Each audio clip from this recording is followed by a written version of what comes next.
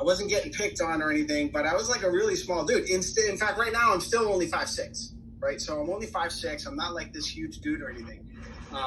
But, at the end of the day, as I started going to the gym, because that's how I decided I wanted to sort of express myself through science and the exercise, because what I was learning in college, I wanted to apply to myself. And I would recommend everybody do that. Like, try all of these modalities.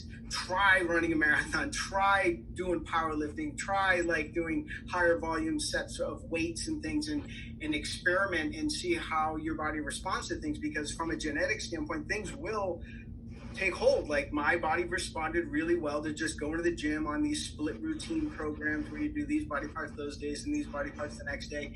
And I would train with my buddy Jason, who, when you look at the type A, type 1, type 2, or fast twitch, type 2A or type 2B, it's like, I'm definitely like type 2A. But it doesn't mean that I didn't train doing, like, some of the heavier deadlifts and the squats and whatnot. I did not do much training in the cardio department, like marathon running, because I didn't want to. It wasn't my thing, Like, I'm sorry, I wanted to build muscle, right? So science says this is what you do when you build muscle. So that's what I did, And then, of course, I would examine the data and see if I was actually making progress or not making progress. But, it's amazing how the body, when you talk about not just, tendon, the differences in the tendon lengths and the belly lengths of the muscle is one thing, but then also where do they attach on the body has a huge effect on how the muscle looks when you develop it. Like, for instance, I've always kind of had a decent set of calves, right? And when I started training my calves, they just blew up, Like, I know, guys that have, and I know guys that have incredible upper bodies, but because they just have bad insertion points on their calves, don't train legs. You're screwed. No, you should still train them. They don't train legs. They should, though. Seriously, but they're kind of screwed a little bit from a standpoint of the development and the size of the muscle. The performance aspect, yeah, I mean, that there's obviously something there too, but when it came to sort of the bodybuilding end of it, it was like, this guy was just never going to have a set of calves on stage. Sorry. And that's just a genetic thing. But I don't know. It's I think of my buddy Jose and my buddy Jason, who I used to, bodybuild with. And, they would put on muscle faster than me because they had like type 2B muscles, and they were much more like they would do deadlifts and squats, and they would grow, and they were a little more endomorphic, and so they would put on weight quicker. Like, I would struggle to try to put on weight, you know what I mean? Like, unless I was like really consciously eating a lot, so your hard work and your determination and the way that you train definitely has an impact on the way that you can shape your muscles. But there's no question that there's a genetic, sort of disposition that, and that's why, when you go out there and you start doing things, it's like you'll find like, I'm really great at this sport. Well, you're probably genetically teed up to be good at that sport, kind of thing, almost. And then if you add a lot of hard work to it, then maybe you can become a world champion at it, But like my buddy Jason, who was, a really great bodybuilder in his 20s, now he's in his late 40s like me, and he wants to do century runs, like running 100 miles. And that dude is just not built to do it, but he's a determined mother, he's just like, I'm gonna do it, the kid's been doing it for years. He's only been able to get to 60 miles. I mean, now 60 miles is no joke, but yet you look next to him and there's this like, I'll never forget the first time I went to one of these runs with my buddy Jason to support him in the effort, because it takes a long time to run 60 miles, you know what I mean, or 100 miles. You're there for like the weekend, right? So, you get this other dude that doesn't even look like he's in shape at all, and the dude ran 100 miles 2 weeks ago. He ran 100 miles last week. He's going to run 100 miles this weekend. It's just crazy how there are natural ways in which your body, and finding what those things are is always interesting. But for me, I did the bodybuilding thing in my 20s, and I did really well with it. When I got married and had kids, that shifted to just keeping my body in check. I just wanted to make sure I squeezed my muscles, make sure I wasn't losing lean body mass through the process of, going through my 30s and raising kids and all of that stuff. And then you start to switch training models. Like, maybe you're not doing the intensity of just these body parts those days and these body parts those days and splitting things up that way. It's more like, you do maybe half your body one day and half your body the next day. And then you're just kind of keeping it in check, and so training styles change. And then I got into yoga, and I got deep into heavy, like heated yoga. And it was like, I felt after all of that bodybuilding, I really needed to open my fibers up, open up my planes of motion. Tough. Yeah. And it's not, you know what I mean? Like, so I had to kind of embrace that, opening up the flexibility and the mobility that, I wasn't never bad enough that I had problems and back pain and things like this, but it was like, wow, I could improve in mobility. So I was like, you know what, if I want to last long and if I want to, be preventative with my health and my maintenance and my life and my fitness and the way I feel and whatnot, then I should kind of keep everything in check. So you do a little muscle squeeze in here, you do a little flexibility movement there, you go for some walks and some cardio or paddle boarding for an hour or two and use your body that way and just kind of keep it all in check, So I don't know. There you have it. What do you got, Doc? What do you think? You got anything? I think you just did a great job on that. It is very challenging. Everybody needs to train a little differently, which is why I did a lot of work with various individuals, because if Mike says, well, this is how I train to become Mr. World, and if you train this way, you'll become Mr. World, it may or may not happen. You may not have the same genetic potential or the same response to training, if you're more slow twitch or fast twitch or longer muscle bursts, slow muscle, etc.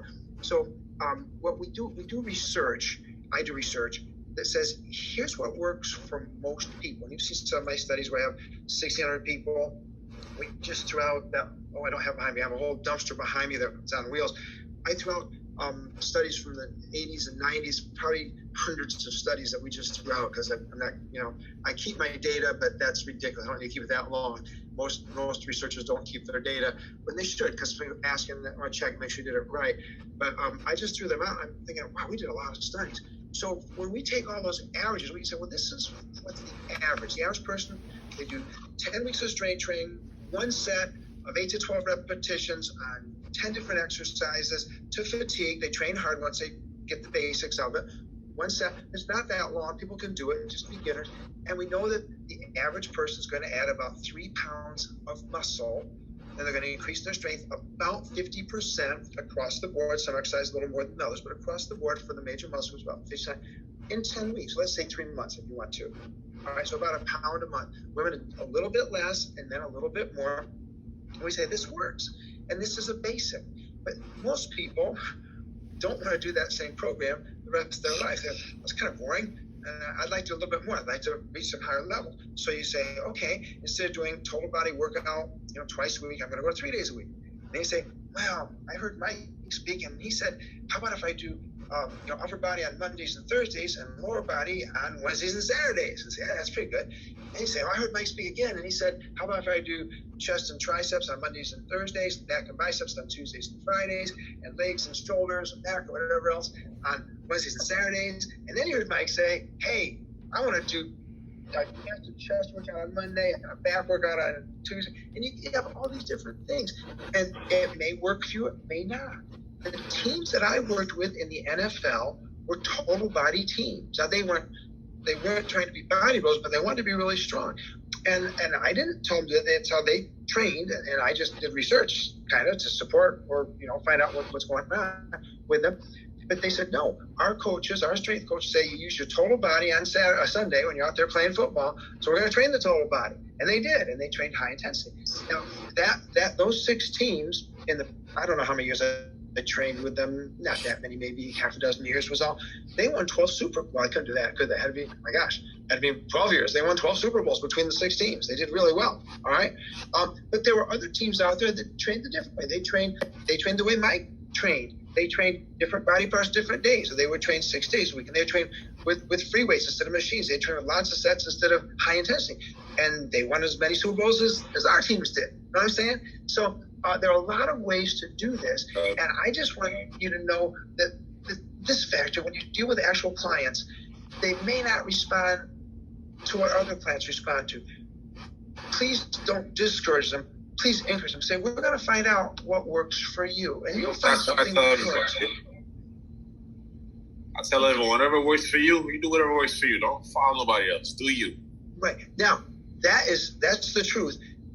And Mike found that out by experimenting. But back when Mike was doing this, they didn't have personal trainers yet. This was the old days. I'm only kidding, Mike. But your purpose is to help people find that as efficiently as possible, so they don't make too many mistakes. They don't go out, as I've had many people do in my career, and they say, I'm gonna become a power lifter. They're trying to, or an Olympic lifter, which is, powerlifting is pretty safe because it's slow and controlled. Olympic lifting is a little higher risk of injury because it's very explosive. And in fact, my colleagues at the Olympic Training Center, where Olympic best lifters in the world train for the Olympics, it's called Olympic lifting, but these were those that were going to the Olympics.